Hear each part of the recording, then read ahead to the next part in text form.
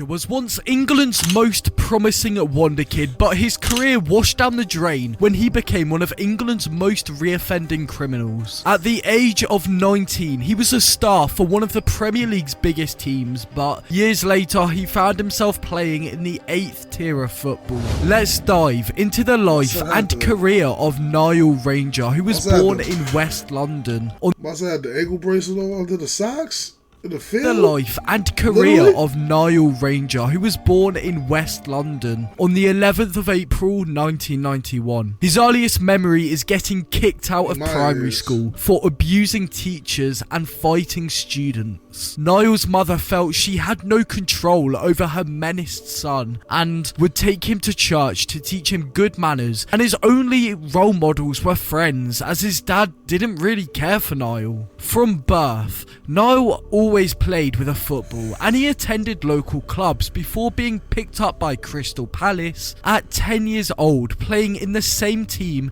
as Wilfred Zaha and John Bostock. Despite the tough competition around him, Niall worked his way to be the best in the academy. However, his behaviour at his new secondary school got so terrible that they constantly sent letters to the Palace Academy, and he was released after 2 years. That's because in year 7, Niall would steal phones from students in his school before heading to Finsbury Park to sell them off with a newfound gang. This new income, as well as his mum giving him £2 a day for pocket money, was actually spent at the bookies, where he'd go with his cousin to play slot machines, an addiction that will haunt him later. At 13, Niall's mum Karen was called in. That gambling shit a real life addiction, bro.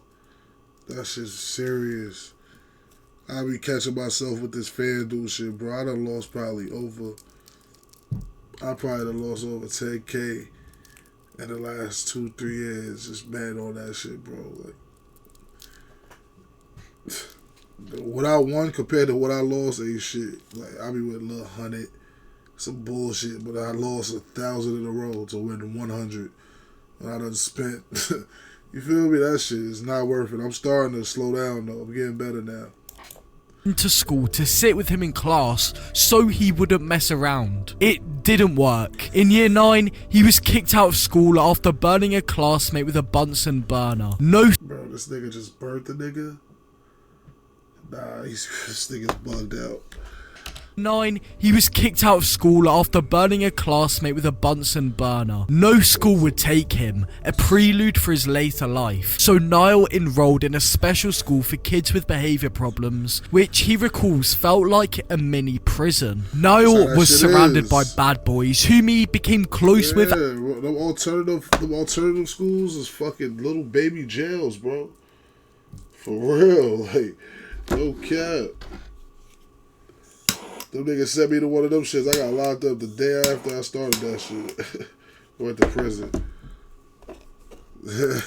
Outside of school, knowing he had no future in the real world, football was the only thing Niall could make a living from, and he returned to the game joining a semi-professional team called Broadwater Farm, where there was a decent standard of football and somewhere to channel his pent-up energy. At least that's what should have happened. Niall was still mixing with the wrong crowd, and one night was among a gang of lads who robbed a nearby high school. This would be the first of many.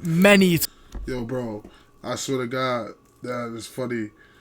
Yo, you know what's funny? I swear to God, my mama, that's the first thing I got locked up for. I told you about that shit, right? When I was robbing the schools. Nigga, that shit sound like Soul's childhood badass kid. And look what they just said he did. I did the same shit, got locked up. That's crazy.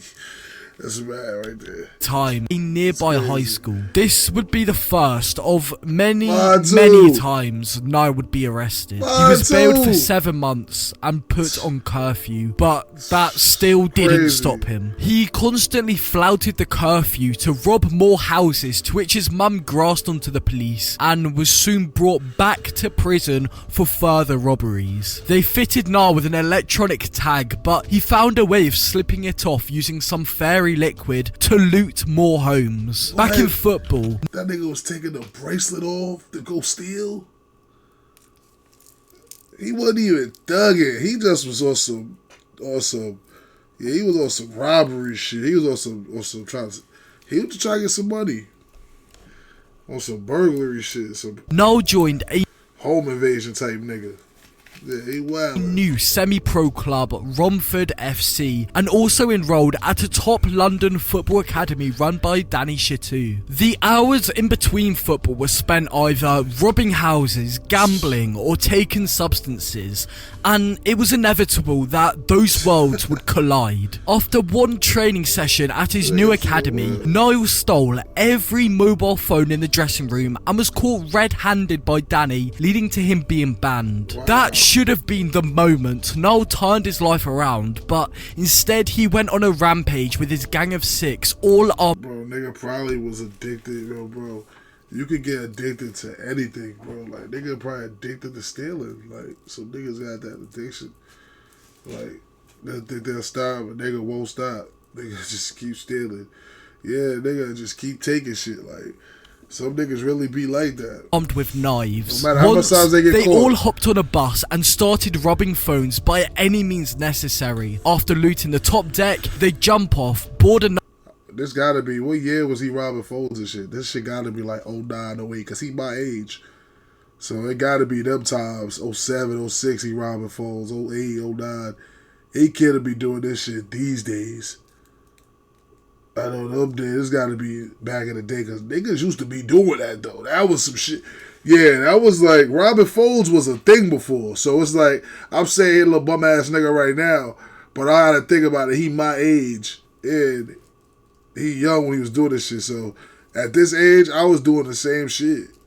You feel me? Like, when I was 16, 15, 14, nigga, that's what we was doing. Taking niggas' phones, taking niggas' Mermonts, taking niggas' fucking coats and shit.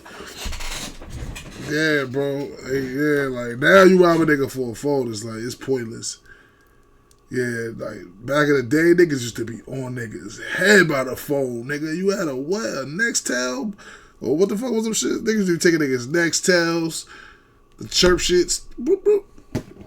What else was it niggas used to be taking? They used to take the sidekicks, all that shit, nigga. Let me get that. And this is pause too. What's going on right here? Why for that? What's going on right here? What's going on right here though? Why? Fire for that. These niggas on each other lap.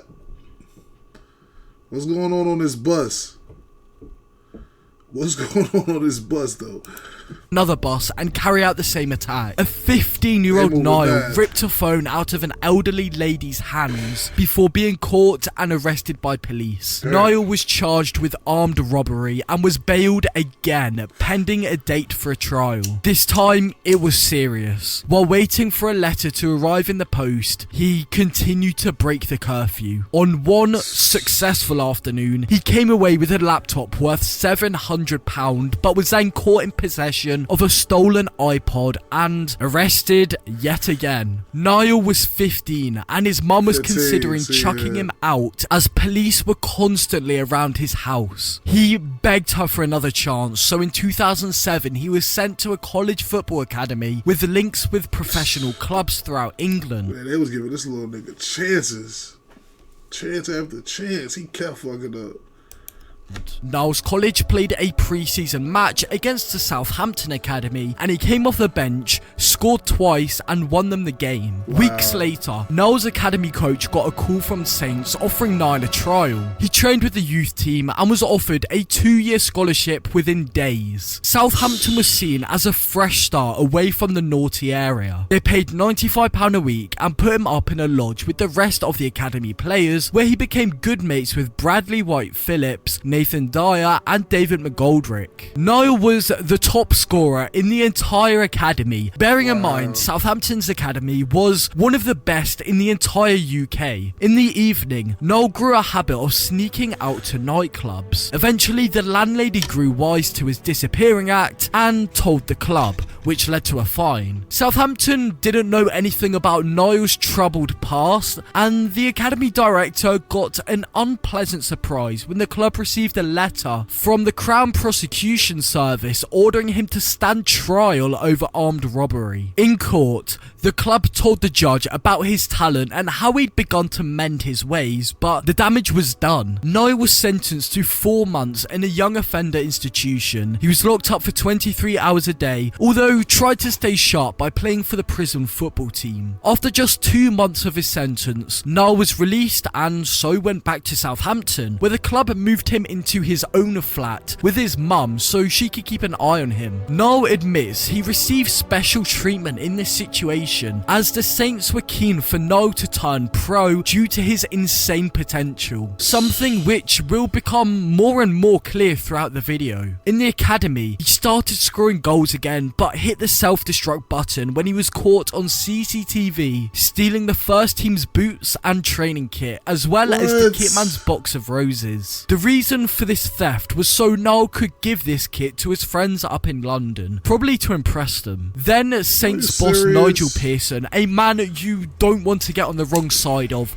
was furious with Niall and showed him the door. He and his mum moved back up to London, where his friends encouraged him to get back on the robberies. At the same time, Niall's phone was constantly ringing from clubs who weren't bothered about his disciplinary issues and just wanted to sign a talented young star. He recruited an agent who got him a trial at Swindon, where he enjoyed being back in the academy environment. He recalls other players would steal his stuff, but that didn't faze him, as in a friendly he scored an overhead kick and they offered him £300 a week. But before he could accept, his agent called and asked him to meet at a nearby Burger King. There was a 2-year contract on the table from Newcastle, worth 3 times as much, plus a £20,000 signing on fee. On paper, it was a no-brainer, but he was in 2 minds about living so far away from home. It took a lot of persuasion from executive director Dennis Wise to get him to sign. In Newcastle, Niall stayed in digs with 2 other youth team players and had a very strict landlord who insisted that they all ate at the dinner table every night and went to bed at certain times. The routine helped him, and he soon started scoring goals for the under-18s and reserve team, watched by Kevin Keegan and some of the senior lads. Keegan was so excited to have a player of this potential, football's next star, and so he called Niall up to train with the senior team. The first time Niall ever met him, he didn't know what to say and ended up blurting out, "Alright Keegan?" He laughed but sinisterly warned Niall that he was to never call him that again. Just Gaffer. Months earlier, he'd been in prison. Now, he was getting changed next to Alan Shearer and Michael Owen. It was mad. Niall kept his head down and Adam Thompson spoke to him and said, "Pack your stuff. You're involved in the first team squad and travelling with them to Arsenal at the Emirates Stadium, the team he grew up supporting." Newcastle travelled down on a private jet, and he remembers Owen and Nicky Butt placing £500 bets on whose bag would appear out of the Lurridge carousel first. It was a different world. Niall learned that again when he appeared late to Newcastle's morning walk, to which Keegan gave him hairdryer treatment in front of the rest of the boys. Nevertheless, Niall arrived at the Emirates with stars in his eyes and was told he was on the bench. 67 minutes into Newcastle's 3-0 loss, Keegan asked Niall to be ready and warm up. He didn't play though. Weeks later, Keegan resigned with Joe Kinnear taking charge. Kinnear never really had a relationship with Niall, so he was dropped, but scored 15 goals for the under-18s and 7 for the reserves. His career reached a new high in March 2009 after being called up to the England under-19 team. At the Three Lions, Niall made his debut against Czech Republic, scored against Bosnia and Herzegovina, and played in the Euro finals against Ukraine. These achievements were hollow, as Niall's time with England was remembered by him proudly exclaiming he punched teammate Andros Townsend in the head after an argument. Niall knew he was in the wrong and also claims it's one of the only times he has said sorry. The incident was put behind them and Niall returned to Newcastle with new interim boss Alan Shearer, rewarding the lad with a new 3.5-year deal. I must be clear, that wasn't for punching Townsend, of course. This shiny new contract was worth £10,000 a week and included a string of bonuses if he scored goals goals and made a certain number of appearances. Niall, of course, went shopping for flashy trainers and expensive tracksuits. He was still only 18 and hadn't made his Newcastle first team debut. That changed in August 2009 though, when he came on in the 89th minute of a championship game at West Bromwich Albion. It took him until December to score his first goal away at Coventry, but he added a second in a January victory over Crystal Palace at St James's Park. Niall made 30 appearances that season as Newcastle won promotion back to the Premier League at the first time of asking. People really started to notice Niall as a wonder kid, top talent. It's not common to see a player really hit the ground running at that age. He felt like the Wolf of Wall Street as he'd leave the pitch to standing ovations and spent all his money on nights out, which his mum told him to save for a mortgage as he was renting out a Gateshead flat. But that didn't paint the full picture. Off the pitch, he'd been in trouble with new manager Chris Hughton, who'd been appointed at the beginning of the 2009-10 season. Niall turned up late for training more than once after pressing snooze from staying up late the night before, and was also spending far too much free time in casinos. He gambled £30,000 in 2 months and borrowed £70,000 from Hatem Ben Arfa, Stephen Taylor and Fabrizio Collicini to pay off debts. The club found out and Mike Ashley had to ban him from every casino in Tyne and Wear. Wow. Ashley was trying to help, but Niall didn't listen and fought with security guards to be allowed access to the tables. He argued it's not a big deal if he lost because he was on a well-paid 5-year deal anyway. Club captain Collicini sat Niall down and warned him about the dangers of gambling. Mark Viduka was a positive influence too, often advising young players to save their money. Alan Smith was another good role model who drove a battered old car despite his big earnings. But a 19-year-old Niall thought he was too established to listen to anybody's advice. A 96th... My soul's in that shit thugging, nigga. My son got the face tats.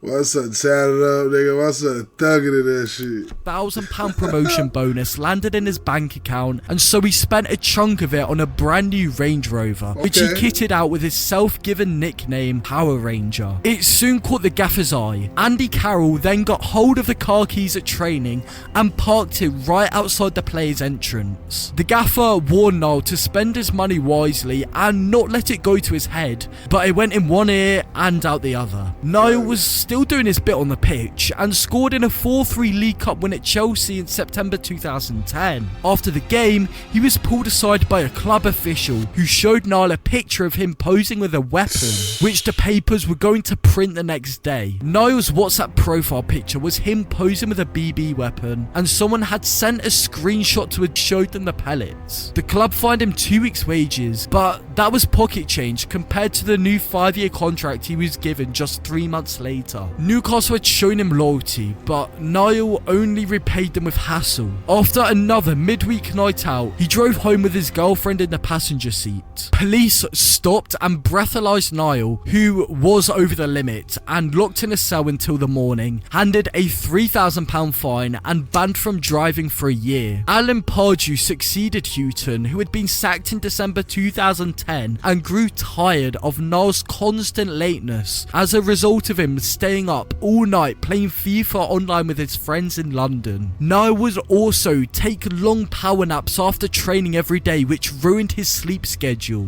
He was made to train with the academy kids as punishment. To make things even worse, he ended up in court after knocking out 2 men who had racially abused and then tried to attack him in the city centre. When officers tried to arrest Niall, he panicked and shoved them away, so got charged with assaulting the men and the policeman. Niall pleaded guilty, and thankfully CCTV footage supported his story, meaning he was given a 12-month conditional charge. After this, the FA fined him £6,000 for a separate incident in which Niall was making homophobic comments on social media, a platform where his go-to pose is the middle finger. Damn. What a role model. Also on social media, he came under fire for spelling his name out using 20... My son did it first, nigga. Fuck them nigga YB and them niggas talk about. Ranger did it first, nigga. Ranger with that money over us, but I named my money, nigga.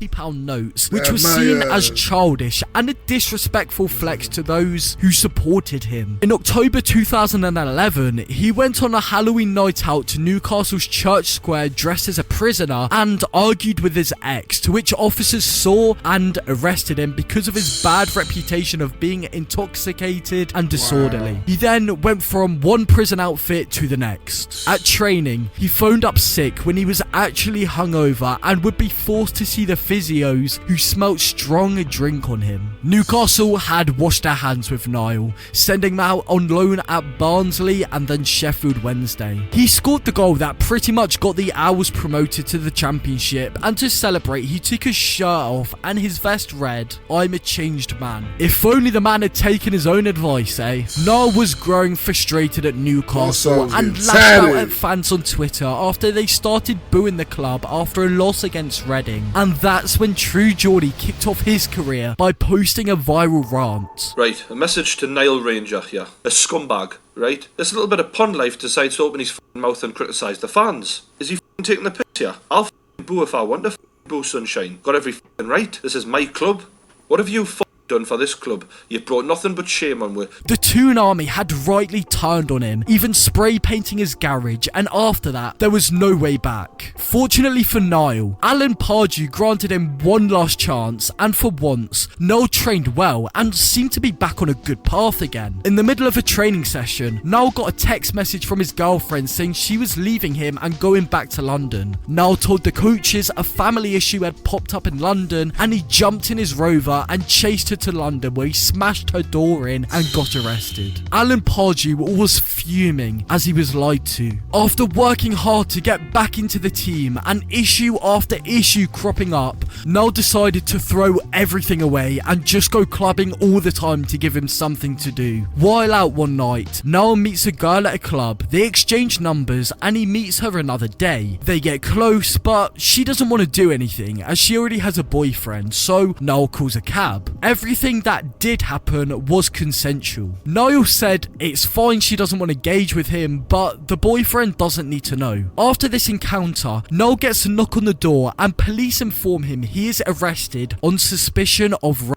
He sat in custody, worried his career is finished, as he finds out it's all over the news. What? It truly was one thing after another with Niall. He was just about to get back into the team. Newcastle had shown enough loyalty, therefore they terminated his contract. Teams didn't want to come near him, especially after bad boy Niall picked up further intoxicated related troubles with the police, as well as refusing to apologise after crashing his Range Rover into a mother's written off parked car, which left the woman unable to take her sick baby daughter to the hospital. Niall had a criminal record longer than a shopping list and a charge looming over him. But after spending 5 months as a free agent with some interest from Premier League side Hull City, Niall signed a 12-month deal with League One Swindon Town on £4,000 a week.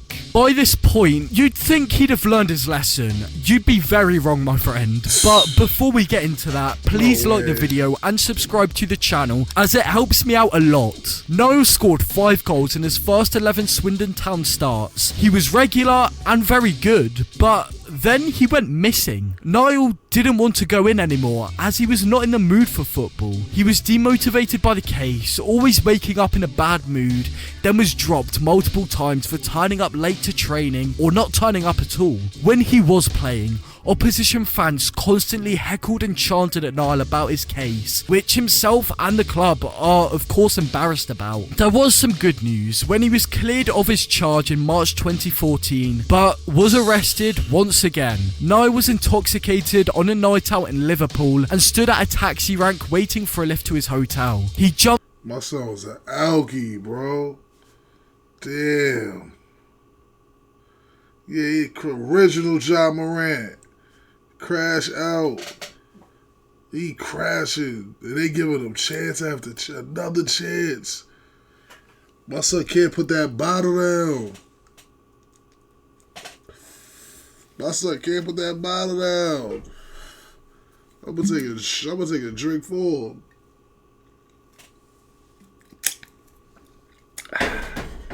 Swing on my marble. jumped in the first car that came, but the taxi driver said, "I don't want you in my car, you're a rapist." Niall got out and smashed his car window. He got back to the hotel, got into his room, and officers were standing at his door. Just 1 month later, he was breaking entry into his own flat in Swindon when his female companion started arguing with him, trying to tell him the key was in his pocket. He hit the female friend in the face 3 times, blaming it on being blackout intoxicated. From the next day, he cut down on drinking completely. When someone went to fix a door, they found the CCTV footage, which was posted all over the internet, and Swindon Town said, "You're out. Good luck. You need to fix yourself." Niall felt low and depressed after being labelled a woman beater. Many people turned against him. Clubs wouldn't touch him. It was the first time he was properly disciplined and felt truly bad for his actions. Another month later, Niall was arrested for being intoxicated behind the wheel of a vehicle after falling asleep on the M4 motorway. Given his love for a bet and night out, joining Blackpool FC 3 months later wasn't a great decision, but Niall was desperate and they knew it. He was given a deal worth £150 a week and £3,000 a game if he played. He scored. They treated Marcel like a fiend on this deal. Yeah, they're like, yeah, give this nigga the bare minimum. They gave Marcel the bare minimum. 2 goals and 14 championship appearances between August and November, but he wasn't happy with the wage. Niall was living in a hotel attached to the stadium, and his girlfriend left him after finding out he cheated on her in Blackpool. She drove back to London and he sped after her down the motorway for about 30 minutes before the police pulled him over. Niall went back up north, but after being left out of the squad for a home match against Birmingham in early December, he went AWOL for genuine family reasons. The club fined him every time he missed a training session, but he didn't care anymore. He only had a 12-month deal and figured they wouldn't extend it at the end of the season. Strangely, they then activated the 1-year option in his contract and told him to return for pre-season. Niall turned up 4 weeks late, by which point they'd already played 4 friendlies. He was made to train on his own, running up and down sand dunes on the beach, but couldn't get anywhere near Neil McDonald's first team despite issuing a public apology about his behaviour. Niall was eventually released from Blackpool in February 2016. Niall didn't play again until August, his first game since November 2014, after signing a 1-year deal with Southend. Niall's contract was worth peanuts, but after scoring 2 goals at Bury and another at Oldham, Phil Brown gave him a new 3-year contract for £3,000 a week. Brown probably regretted it when he was charged with online bank fraud a few weeks later. Oh my God. With another court case hanging over Niall, he ploughed on, scoring in 4 successive league games from mid-March to early April. But the joy was short-lived. In May, soon after the season had finished, he was sentenced to 8 months in jail after admitting conspiracy to defraud. He spent 10 weeks in Pentonville prison before being released for good behaviour, but had to wear a tag on his ankle for 5 weeks and was given a 7 PM curfew, which meant he couldn't play in any midweek evening games. In his first game after his tag was removed, he scored and celebrated by taking his boot off and shooting it as if it were a weapon, apparently being inspired by rapper Big Shaq. Meanwhile, Southend showed great loyalty towards Niall, and he played 21 times during the first half of 2017-18, but his contract was terminated in January after they finally ran out of patience with his attitude. Niall was lazy, unfit, and didn't turn up for training because he realised he was given special treatment being a special talent, which was unfair on the other players working their socks off for a place in the team. He says he is treated as the Osama bin Laden of football. Next,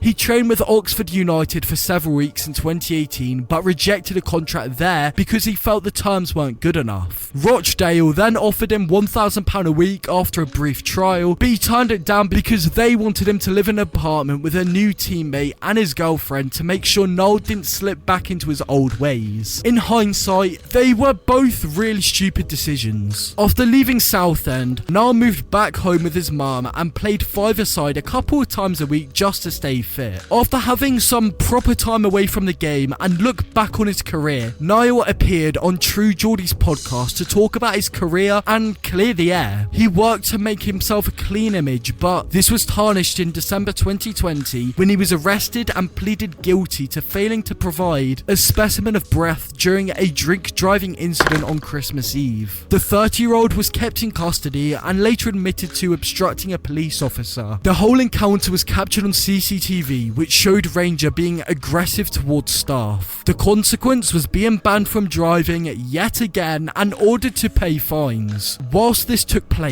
Niall Ranger restarted his footy career in Sunday League at AC Barnet before joining Spalding United in the Northern Premier League Division 1 South East in the 8th tier, in which he was only able to play one game for them. In February 2021, Niall was due a happy ending as he married his girlfriend, had a son, and was offered a route back into professional football with Southend United's Phil Brown giving him that opportunity, which he jumped at. Having entered into a month-to-month contract, Niall made his debut, albeit lasting only 11 minutes. In that match against Salford City, he came on as a second-half substitute but suffered a groin injury, leading to his substitution. The severity of the injury was such that he was deemed unlikely to play for the rest of the season. In May 2021, following Southend's relegation to the National League, manager Phil Brown disclosed that the club had severed all ties with Niall due to his failure to attend physiotherapy sessions because the club didn't give him petrol money. A new path was laid by Niall as he followed his dream of starting a football academy to educate young players to not go down the same route he did, and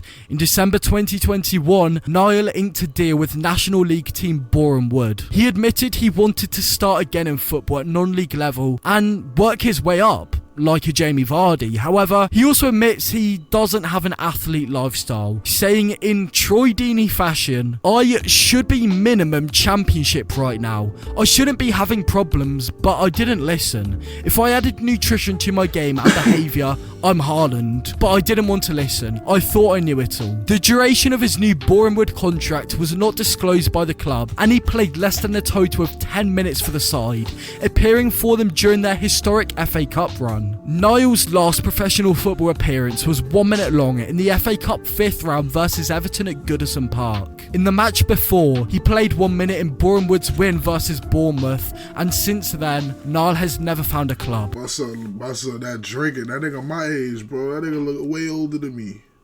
Well, I might just be thinking I look good, but yeah, that nigga my age. He born 91. That nigga look 40 right now. He look 40 right here running up on this field. He look like he's supposed to be retired. Maybe due to the fact he admits even today at 32 years old, he has troubles waking up on time, which his wife gets onto him constantly. In 2023, Niall hit the headlines again when he angered fans by trying to sell tickets for the Carabao Cup final between Newcastle United and Manchester United at inflated prices to make a bit of profit. When Niall officially retires from football, he will be allowed access to a savings account that he has always been paying into, which his mum won't let him touch yet, as he can't be trusted with large amounts of money. Today, not much is known about Niall's life and what he's up to. However, his social media does show him working on coaching young players and playing himself in a celebrity power league called Stars League. Although Niall is not getting any younger, and it's clear he is now playing at his highest level. He admits it's difficult training by himself as he struggles with self-motivation, but he is working on an autobiography and plans to release a movie about his crazy life. Niall seems genuinely remorseful, and even at 32, it's not too late to turn his life around, which I hope he does. It's a great thing his life hasn't turned out like Paul Gascoigne's, who you can learn about by clicking the video on your screen. Hey.